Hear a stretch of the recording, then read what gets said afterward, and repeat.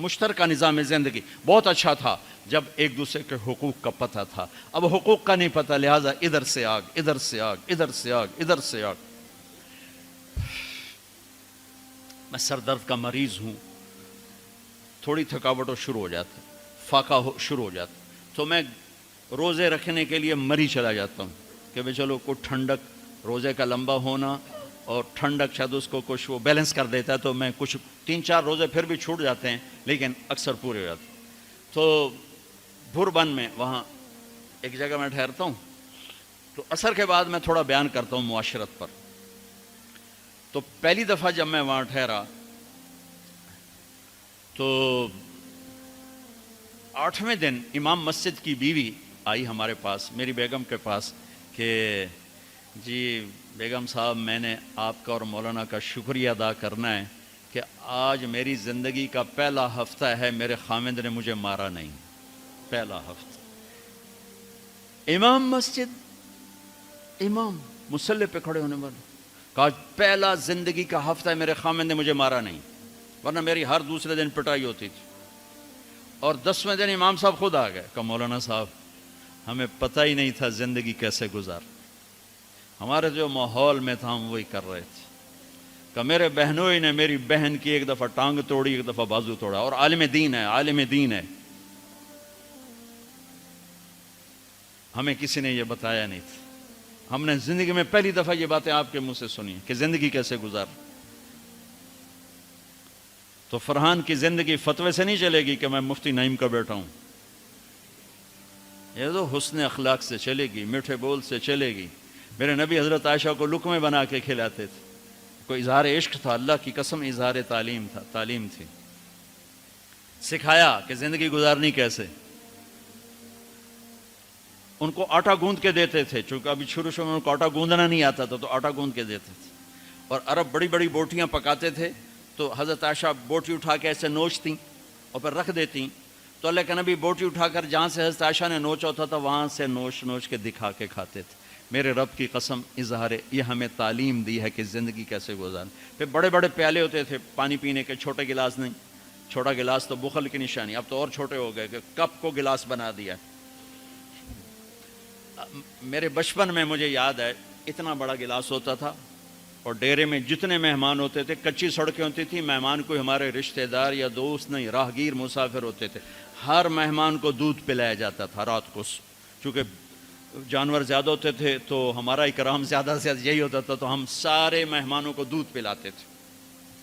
تو ایک مہمان آیا ہمارے دادے کا زمانے کا، چاچا لال. اب گلاس چھوٹے ہو چکے ہیں، تو وہ جب نوکر نے دودھ پیش کرنے کے لیے نا آگے بڑھا تو اس نے گلاس دے کر کہنے لگا پتر میں نہیں پیندا. سمجھ رہے ہو پنجابی سمجھ رہے ہو نا؟ پتر میں نہیں پیندا. اس نے کہا چاچا کیوں نہیں پینا ہے؟ کہ دو تو ود پیواں تے بے غیرت بنا تے دو نال میرا گزارا کوئی نہیں، لے جا.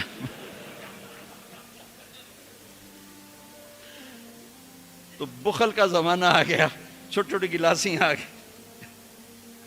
تو بڑے بڑے گلاس ہوتے تھے، تو ہم عائشہ رضی اللہ عنہا پانی پی رہے ہیں، رکھ دیا. میرے نبی اٹھا کر جہاں حضرت عائشہ کے ہونٹ لگے ہوتے تھے وہاں ہونٹ رکھ کے پانی پیتے تھے. صرف تعلیم. جس ہستی نے اللہ کو آنکھوں سے دیکھ لیا ہو اس کو کسی چیز کی رغبت ہو سکتی ہے؟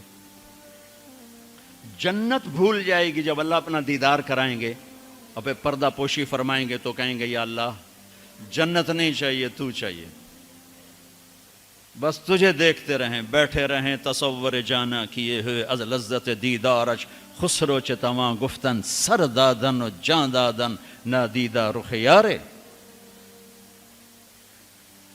امیر خسرو کہہ رہے ہیں کہ یا اللہ بن دیکھے تیرے لیے لوگ سولیوں پہ چڑھ گئے، آروں سے چر گئے، چھروں سے کٹ گئے. بن دیکھے تیرے عشق میں جب تجھے دیکھیں گے تو کیا حال ہوگا. از لذت دیدارش خسرو چتواں گفتن سر دادن و جان دادن نادیدہ رخ یار. تو جس ہستی نے اللہ کو دیکھا ہو ان کے لیے عورتوں کی کیا رغبت ہے. یہ صرف سکھانا. ایک حدیث سنا دے، ما تزوجت وما زوجت الا بوحی من السماء نزل به جبریل. لوگوں میں نے جہاں شادی کی، میں نے جہاں بیٹی دی، پہلے آسمان سے وحی آئی، پھر میں نے قدم اٹھایا. اللہ کی قسم ہمیں سکھانے کے لیے تھا، ہمیں سکھانے کے لیے۔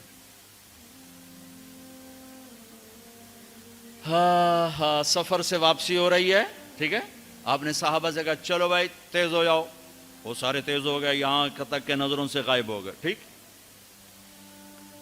تو اب کون رہ گئے؟ اما عائشہ اور میرے نبی۔ تو اما عائشہ نہیں، میرے نبی نے کہا عائشہ دوڑ لگائیں، دوڑ لگائیں، لگائیں۔ اللہ اکبر، مفتی نعیم کا اتنا بڑا پیٹ، یہ دوڑ لگائے گا بیگم کے ساتھ؟ اور مولا منظور مینگل کا اس سے بھی بڑا ہو گیا، یہ لگائیں گے؟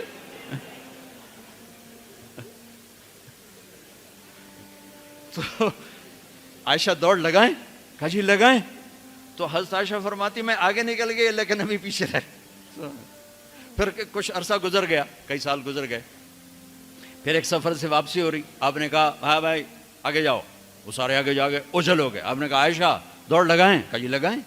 تو کہا ان دنوں میں موٹی ہو گئی، تبدنت کا لفظ مجھے یاد ہے، کہ میں موٹی ہو گئی تھی۔ تو جب دوڑ لگائی تو اللہ کے نبی آگے نکل گئے، تو آپ نے کہا عائشہ ہذہ بتلک، اب تو میں برابر ہو۔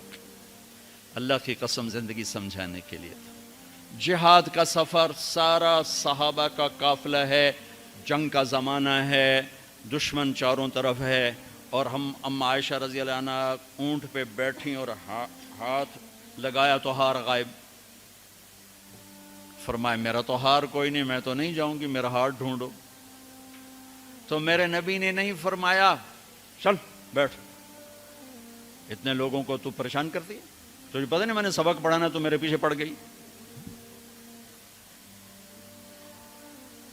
طلبہ میرا انتظار کر رہے ہیں۔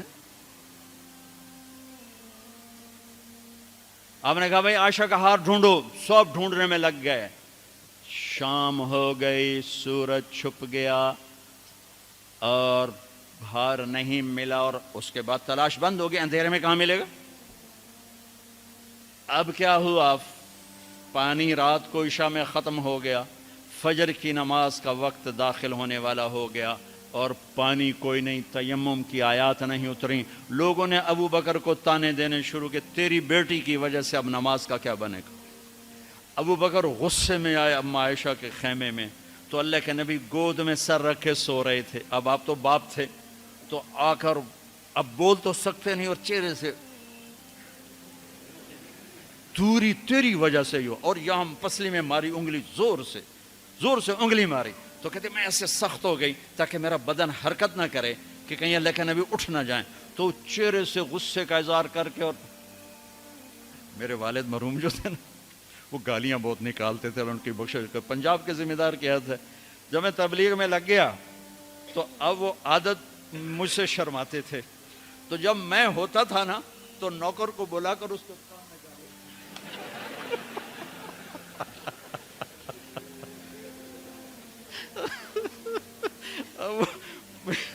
جوانی کی عادت بڑھاپے میں تو جا نہیں سکتی تھی، تو پھر وہ آہستہ آہستہ گالیاں نکال اپنا کوٹا پورا کر لیتے تھے۔ تو ابوبکر صدیق رضی اللہ عنہ میں کہ کہیں بھائی اللہ کا نبی اٹھنے کرتے رہو، انگلی مارتے رہے۔ تو اللہ نے آیات تیمم اتار دی، اس موقع پر تیمم کی آیات پہلی دفعہ 8000 سال میں یہ ہونے لگا ہے۔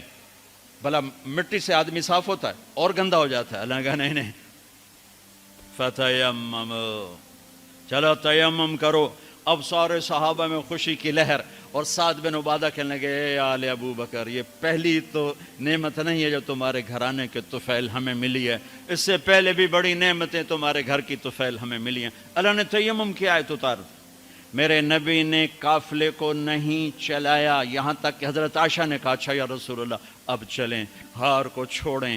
پھر میرے نبی چلے، اور جب اونٹنی کو اٹھایا تو ہار اس کے نیچے پڑا ہوا تھا، وہ سارا باہر ڈھونڈتے رہے، ہار نیچے چلا گیا تھا گر کر۔ یہ میرے نبی کی زندگی ہے، یہ مینگل صاحب سے کہتا ہوں پڑھائیں، مفتی نعیم سے کہتا ہوں یہ زندگی پڑھائیں، کہ ان کی بیویاں ان کو دعائیں دیں، ان کے ماں باپ ان کو دعا دیں، ان کی اولاد ان کو دعا دے۔ وہ باپ نہیں ہے جس کو دیکھ کے بچے ڈر جائیں، وہ تھانے دار ہے، تھانے دار بیٹھا ہوا ہے۔ وہ استاد نہیں جس کو دیکھ کے شاگرد ڈر جائے، وہ تھانے دار ہے۔ وہ خامد نہیں ہے جس کو دیکھ کے بیوی سہم جائے وہ تھانے دار ہے. خامد وہ ہے جس کو دیکھ کے بیوی خوش ہو. باپ وہ ہے جس کو دیکھ کے اولاد خوش ہو. استاد وہ ہے جس کو دیکھ کے شاگرد خوش ہو. اپنے مصنوعی روب جمانا کہ استاد کی ہیبت ہونی چاہیے. ارے ہیبت، محبت ہونی چاہیے. محبت سے علم منتقل ہوتا ہے، ہیبت سے نہیں ہوتا. محبت سے جا کر فریکوینسی ملتی ہے، کال ملتی ہے، اور پھر جذبات منتقل ہوتے ہیں. تم ہیبت بٹھانے کے چکر میں